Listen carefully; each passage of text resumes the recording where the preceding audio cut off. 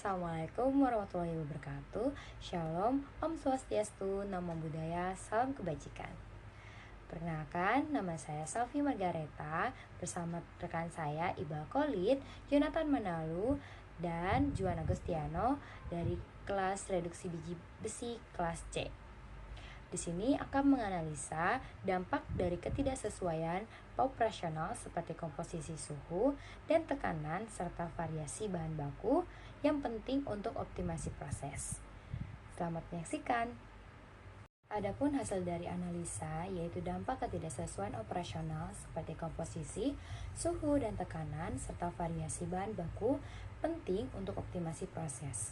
Komposisi bahan baku seperti unsur Fe, SiO2, Al2O3, P, dan LOI menentukan efisiensi pada proses reduksi. Bahan baku utama adalah pelet oksida besi yang terbentuk dari biji besi halus melalui pelletizing dengan bentonit dan air lalu dibakar pada suhu yang tinggi. Pelet hematit sering digunakan dalam proses gas seperti DRI karena porositasnya. Sumber bahan baku dengan kandungan Fe yang tinggi rata-rata berasal dari daerah Brazil atau Australia sehingga sering diandalkan. Studi kasus menunjukkan pelet dengan kadar Fe2O3 96% dan goeng 4% mengindikasikan bahwa biji high grade. Geng seperti SiO2, Al2O3, CaO, dan MgO dapat mengganggu pada proses reduksi. LOI penting untuk menggambarkan hilangnya massa.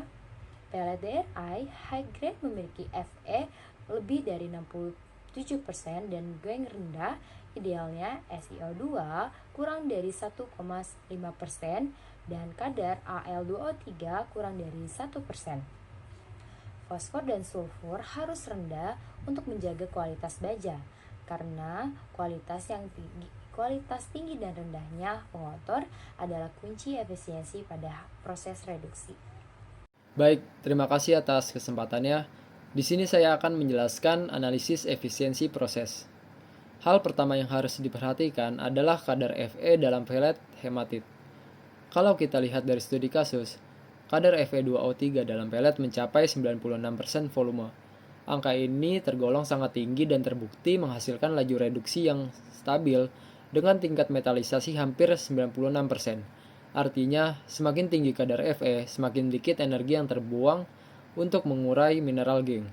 Sebaliknya, kalau kadar Fe lebih rendah, proses membutuhkan gas reduktor yang lebih banyak dan waktu reaksi yang lebih lama. Jadi jelas, kadar Fe yang tinggi sangat menentukan efisiensi reduksi. Nah, bagaimana dengan pengotor? Studi kasus menunjukkan sekitar 4% volume komposisi pelet adalah geng, terutama SiO2 dan Al2O3.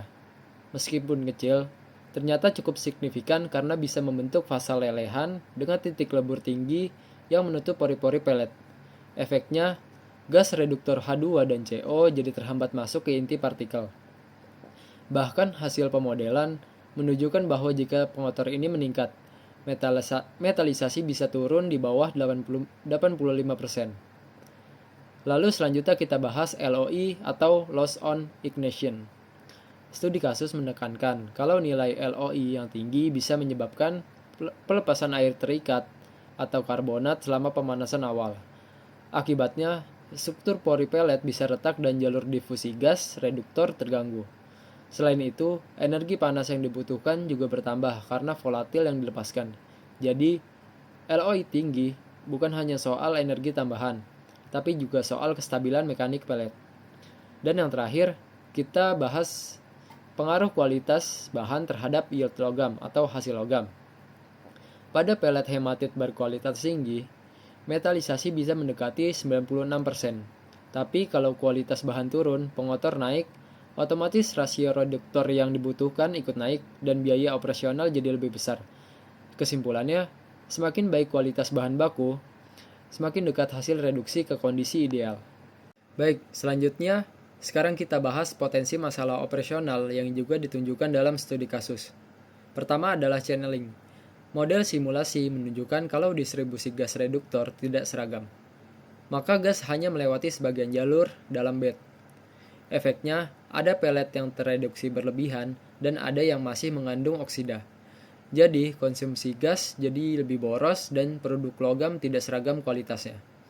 Masalah kedua adalah bridging atau penyumbatan. Dari data simulasi, kandungan geng sekitar 4% volume bisa membentuk fasa lelehan parsial pada suhu tinggi. Kondisi ini memicu sintering antar pelet, lalu terbentuk jembatan yang menghambat aliran gas. Akibatnya, permeabilitas bed berkurang dan distribusi panas dalam reaktor jadi tidak merata. Studi kasus juga mencatat resiko bridging makin besar ketika suhu operasi melewati 1000 derajat Celcius. Selanjutnya, yang ketiga ada resiko over reduction. Dalam simulasi, hal ini muncul ketika rasio CO atau H2 terlalu tinggi atau operasi berlangsung terlalu lama di suhu tinggi. Reduksi melewati tahap Fe metalik hingga membentuk cemented atau Fe3C atau bahkan karbon bebas. Dampaknya, logam jadi rapuh dan pori pelet bisa tertutup lapisan karbon. Ini jelas menurunkan kualitas produk akhir. Terakhir, adalah kondisi suhu dan tekanan suboptimal. Studi kasus menegaskan bahwa sedikit deviasi dari suhu optimum sudah bisa menurunkan metalisasi secara signifikan. Kalau tekanan gas tidak stabil, difusi ke pori-pori pelet juga terganggu. Akibatnya, konsumsi energi naik, produktivitas turun, dan biaya operasi membengkak. Jadi, kontrol suhu dan tekanan yang stabil benar-benar jadi syarat utama untuk menjaga keberhasilan proses reduksi berbasis gas. Untuk penjelasannya akan dijelaskan oleh rekan saya.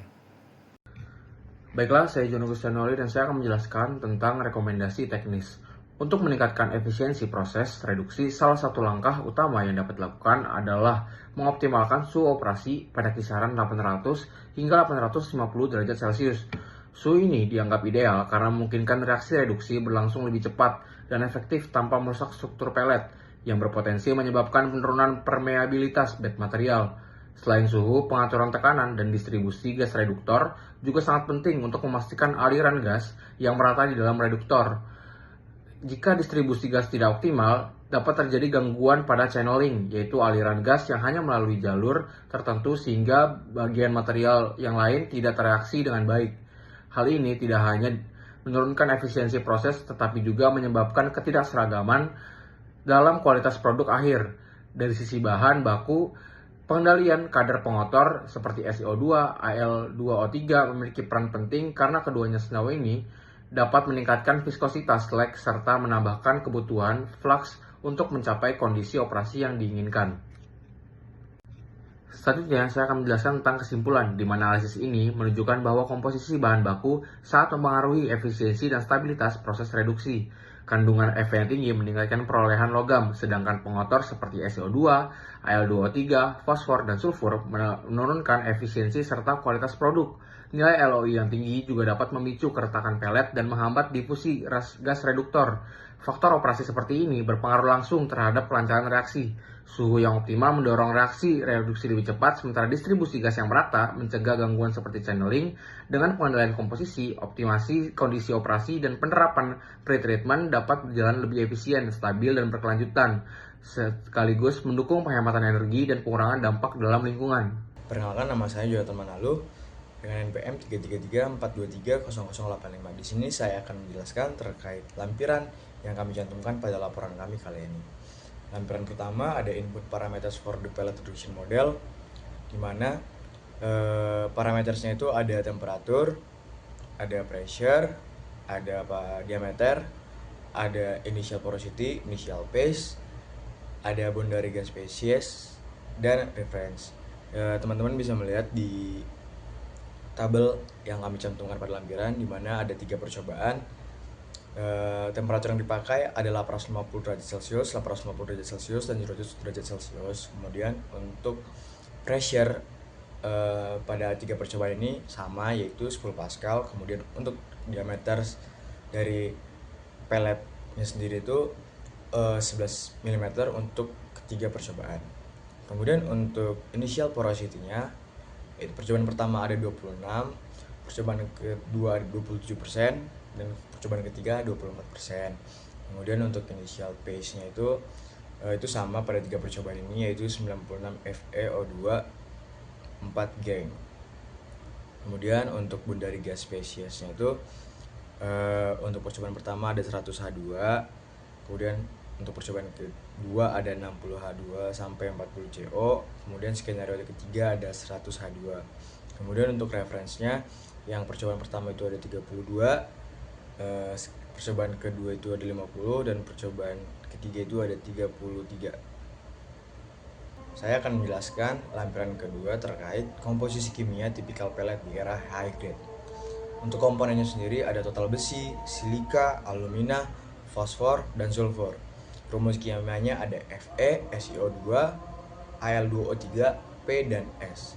Untuk persentase tipikalnya dalam bentuk persen, untuk total besi itu lebih besar dari 67%. Untuk silika lebih kecil dari 1,5%. Untuk alumina lebih kecil dari 1,0%. Untuk fosfor sendiri lebih kecil dari 0,03%. Sedangkan untuk sulfur lebih kecil dari 0,01. Peran dari tiap komponen, yang pertama total besi sebagai komponen utama produk, kemudian silika sebagai pembentuk terak asam, alumina sebagai pembentuk terak basah, fosfor sebagai pengotor, dan sulfur sebagai pengotor. Oke, sekian dari lampiran yang kami cantumkan. Saya ucapkan terima kasih. Nah, tadi merupakan penjelasan hasil analisa yang telah kami lakukan. Mohon maaf atas segala kekurangannya. Terima kasih banyak atas perhatiannya. Dadah!